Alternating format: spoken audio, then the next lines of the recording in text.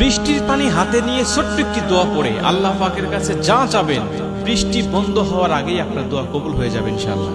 নবীজি বলেন, যখন বৃষ্টি হয় তখন বৃষ্টির পানি তুমি স্পর্শ করবে, হাতে লাগাবে অথবা শরীরের যে কোনো জায়গায় লাগিয়ে আল্লাহুম্মা সাইয়্যিবান নাফিআ এই দোয়াটা পাঠ করে তোমার মনের কথাটা আল্লাহর কাছে খুলে বলো, আমার আল্লাহ অবশ্যই তোমার দোয়াটা কবুল করে নেবে।